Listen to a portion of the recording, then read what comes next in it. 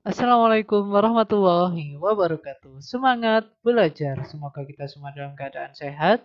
Berjumpa lagi dengan saya, Pak Erik. Hari ini kita akan belajar tema 7, peristiwa dalam kehidupan. Subtema 1, peristiwa kebangsaan masa penjajahan. Mata pelajaran IPS bagian pertama tentang peristiwa kedatangan bangsa barat di Indonesia. Sebelum kita mulai belajar, agar apa yang kita pelajari bisa menjadi ilmu yang bermanfaat dan di setiap detiknya bisa menjadi pahala bagi kita semua, mari kita awali dengan membaca basmalah terlebih dahulu.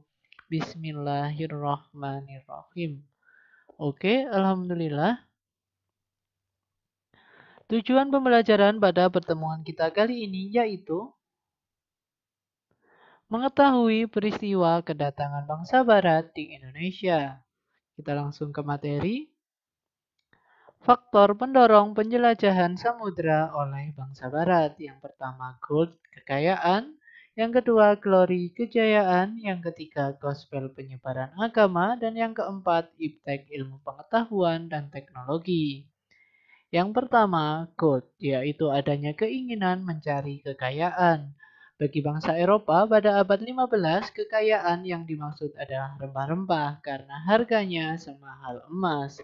Yang kedua, glory, yaitu adanya keinginan mencari kejayaan.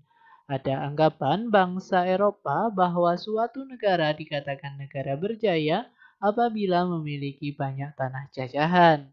Yang ketiga, gospel, yaitu adanya misi khusus bagi bangsa Eropa untuk menyebarkan agama kepada penduduk daerah yang dikuasai. Misi ini dipelopori oleh bangsa Portugis. Yang keempat, iptek, yaitu adanya ilmu pengetahuan dan teknologi yang berkembang pesat.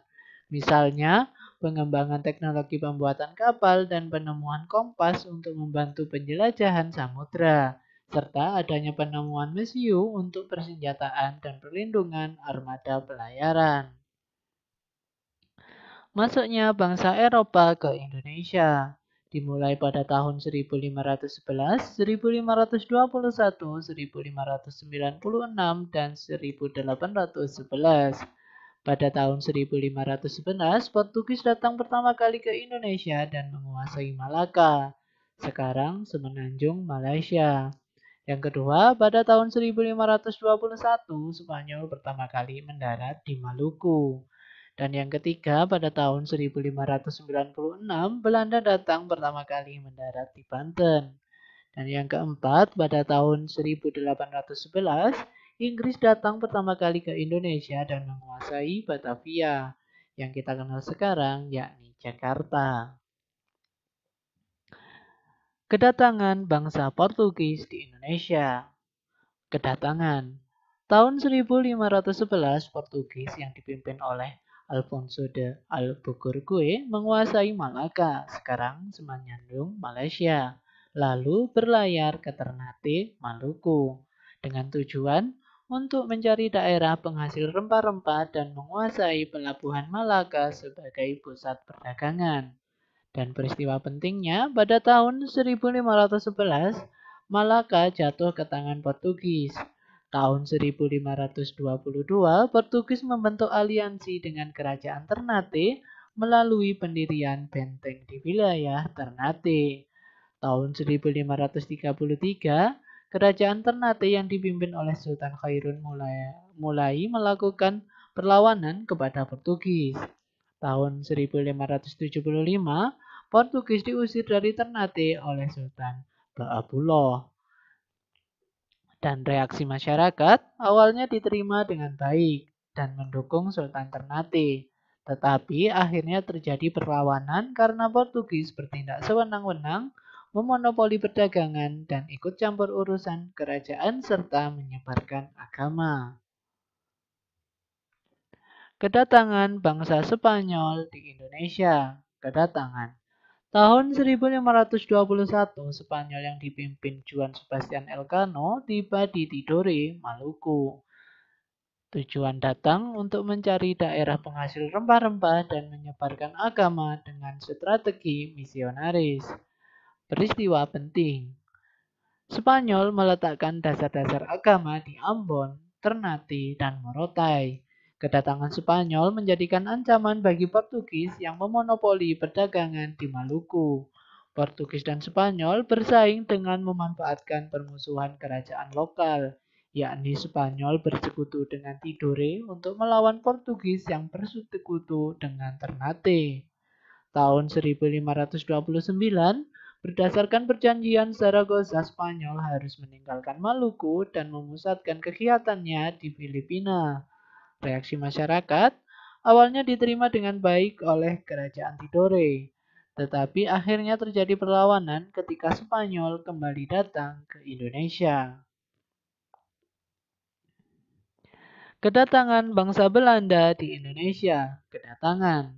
Tahun 1596, Belanda yang dipimpin Cornelis de Houtman mendarat pertama kali di Banten dengan tujuan untuk mencari daerah penghasil rempah-rempah, kemudian berubah menjadi keinginan untuk menjajah.